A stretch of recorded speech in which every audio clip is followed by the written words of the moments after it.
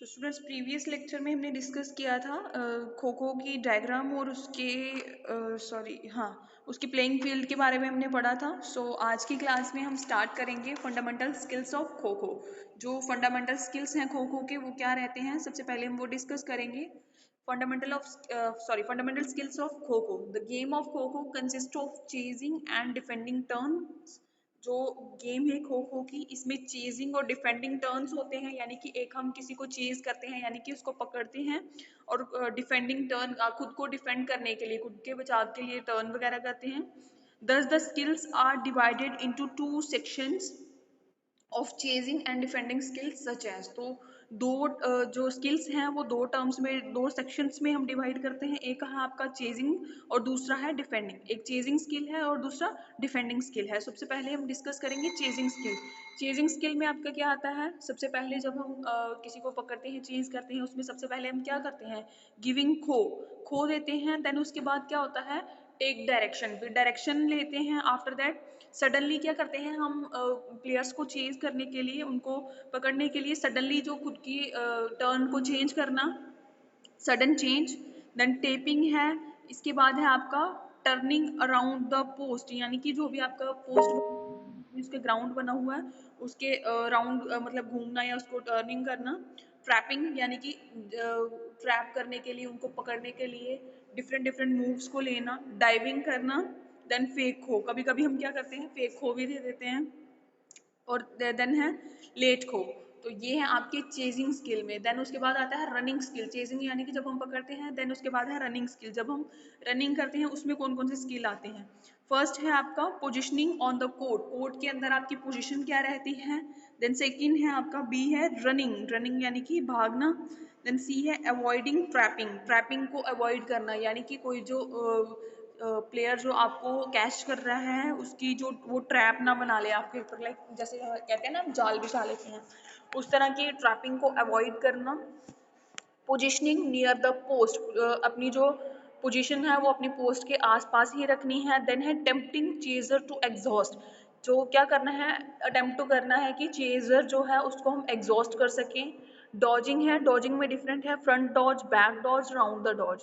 तो डॉजिंग में अलग अलग तरह की रहती है, लाइक फ्रंट से हम डॉज कर सकते हैं, बैक से भी कर सकते हैं, और अपनी जो पोस्ट है उसके राउंड किसी भी जगह से हम डॉज कर सकते हैं। तो ये थी फंडामेंटल स्किल्स खो खो के। देन नेक्स्ट है रूल ऑफ मैचेस। तो इसमें जो खो खो है इसमें रूल जो है मैच के वो अलग रहते हैं, और जो गेम के रूल्स हैं वो क्या रहते हैं, अलग रहते हैं। सो फर्स्टली हम डिस्कस करेंगे रूल्स ऑफ मैचेस। जो मैचेस होते हैं खो खो के, उनके रूल्स क्या रहते हैं। A team consist of 15 players. तो खो खो में क्या होता है, 15 प्लेयर्स रहते हैं, आउट ऑफ विच जिनमें से 9 जो प्लेयर हैं वो प्ले करते हैं टीम में, और हाँ, जो रिमेनिंग 6 जो वो प्लेयर्स रह जाते हैं वो एज अ सब्सटीट्यूट रहते हैं। देन सेकेंड पॉइंट है इसका, a match consist of 2 innings of chasing and defending turn. तो ये जो खो खो का मैच होता है इसमें 2 इनिंग होते हैं, जिसमें चेजिंग भी होते हैं और डिफेंडिंग टर्न्स भी होते हैं।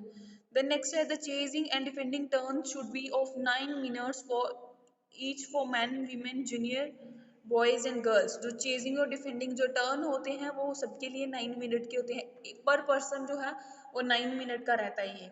तो इसमें मैन, वीमेन, जूनियर, सीनियर जो भी है, बॉयज, गर्ल्स, सबके लिए क्या रहती है, ये जो टाइमिंग है 9 मिनट की वो सेम रहती है।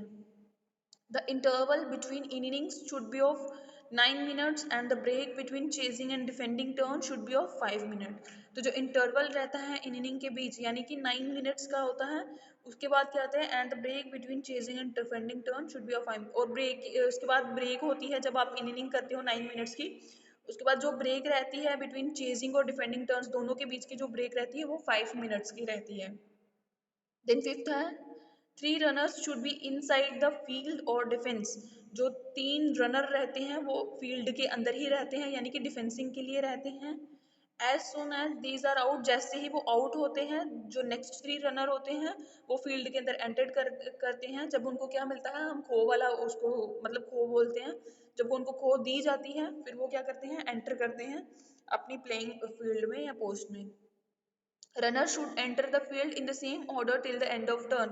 तो जो रनर रहेंगे वो इसी सेम ऑर्डर में ही चलते रहेंगे जब तक गेम की एंड नहीं हो जाती, टर्न नहीं हो जाती उनकी। The captain of chasing side may and the turn before allotted time.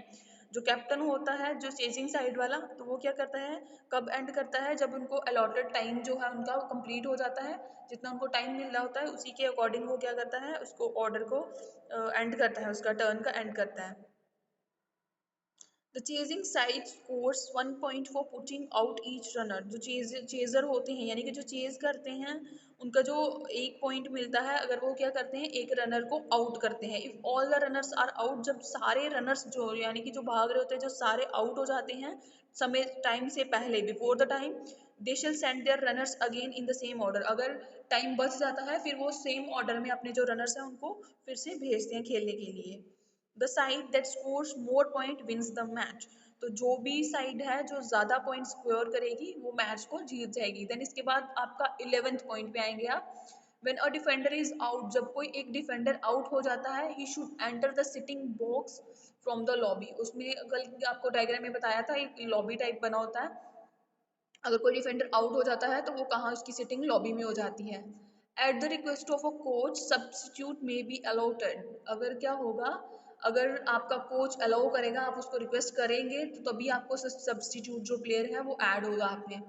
At any time during a match for chasing turn, ये कब अलॉट होगा, जब किसी भी टाइम मैच के दौरान जब आपकी चेजिंग वाली टर्न होगी। Runner substitution is allowed only before the start of defence. तो रनर जो सब्सटीट्यूट होगा यानी कि जो आपने एक्स्ट्रा प्लेयर रखा होगा उसको अलाउ तभी किया जाएगा जब उसकी before the start of defence, defence के स्टार्ट होने से पहले। Temporary substitute during chasing may be allowed for the allowed by the referee. तो क्या होगा, जो टेम्परेरी जो सब्सटीट्यूट प्लेयर होगा उसको चेजिंग के दौरान उसको अलाउ कौन करेगा, रेफरी जो होगा वही अलाउ करेगा। देन इसके बाद है नेक्स्ट आपका rules of the game. Games के ये जो खो खो वाली गेम है इसके रूल्स क्या रहते हैं। सबसे पहले क्या होता है, a toss of coin should be decided about the right to choose or chasing, choose a chasing or defending turn. तो सबसे पहले क्या किया जाता है, एक कॉइन लिया जाता है जिससे हम वो टॉस करते हैं। इस टॉस में डिसाइड किया जाता है कि कौन सी टीम है जो रनर करेगी, यानी कि एक डिफेंडिंग होगी, एक मतलब एक जो टीम है वो रन करेगी, दूसरी उसको चेज करेगी, ठीक है। देन सेकंड है, any 8 chaser should occupy the square facing the side line, जिसकी भी अकॉर्डिंग टू द टॉस फिर क्या किया जाता है, 8 चेजर्स होते हैं उनको स्क्वायर्स में हो जाता है, बिठाया जाता है फेसिंग द साइड लाइन। जो साइड लाइन को क्या करते हैं, फेस करते हैं, किस तरह से, इस तरह से फेस करते हैं, in such a way that no adjacent chaser faces the same side, कि कोई भी जो एडजेसेंट चेजर होगा उसकी फेस के साइड पे सेम नहीं होगा साइड लाइन पे।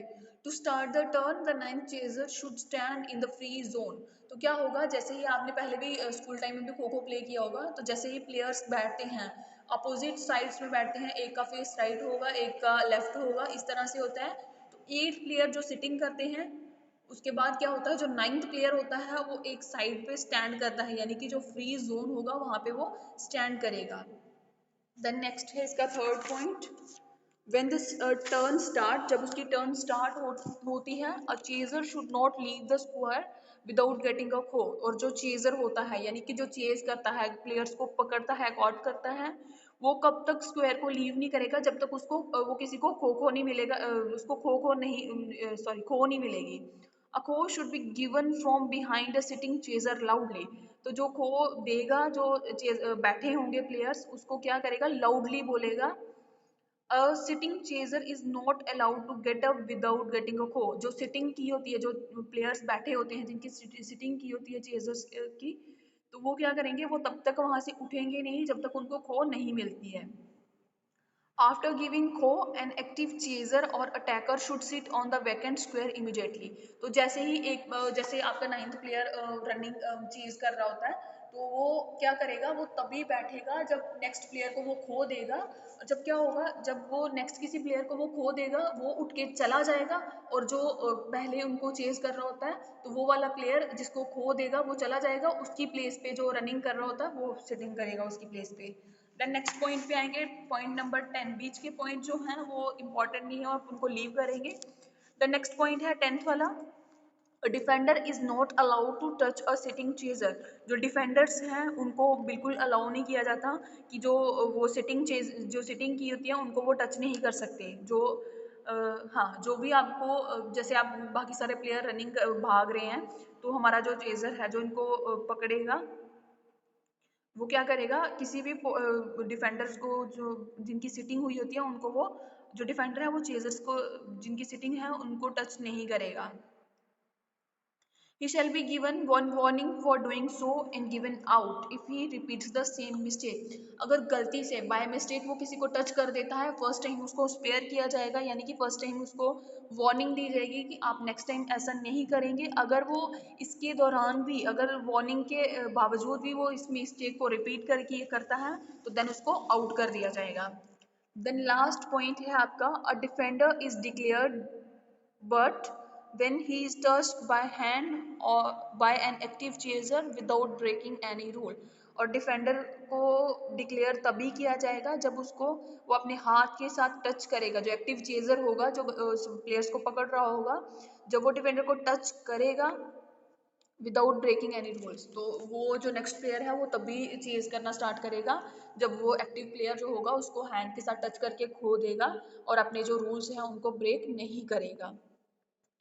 देन नेक्स्ट आता है आपका, ये आपके थे फंडामेंटल स्किल्स भी हो गए, आपके रूल क्या रहते हैं मैचेस के वो भी आपको बता दिए। देन गेम के रूल क्या रहते हैं वो भी बता दिए। देन है कुछ खो खो के रिलेटेड जो हमारी टर्मिनोलॉजीज रहती हैं। तो खो खो के रिलेटेड जो टर्मिनोलॉजीज हैं वो किस तरह से हैं। सबसे पहले होते हैं chasers. Player sitting in the square is called chaser. Chaser कौन होते हैं, जो स्क्वायर्स में बैठे होते हैं प्लेयर्स, जिनकी सिटिंग करवाई गई होती है। तो रनर्स कौन से होते हैं, the player of the side other than the chaser are called runners. दो चेजर्स के अलावा जो प्लेयर्स होते हैं वो रनर्स होते हैं। They have to run around the save themselves from being touched or tapped by the chaser. तो जो रनर होते हैं मतलब अपोजिट टीम के जो प्लेयर्स होते हैं वो क्या करते हैं, वो रन करते हैं और खुद को बचाते हैं कि जो चेजर है वो उनको टच ना कर पाए, उनको ट्रैप ना कर पाए। तो ये हो गया आपके रनर और चेजर, यानी कि जो उनको पकड़ता है वो चेजर होता है, जो भागते हैं वो रनर्स होते हैं। देन नेक्स्ट है आपका active chaser. A player who pursues the runner in order to put them out is called chaser.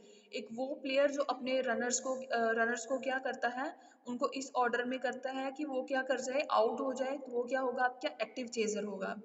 Giving खो, तो खो सबसे इंपॉर्टेंट है इस गेम में, इसीलिए तो इसका नाम खो हुआ। An attacker touch a sitting chaser from behind and uttering the word kho loudly in order to make a sitting chaser turn into an active chaser is called giving खो।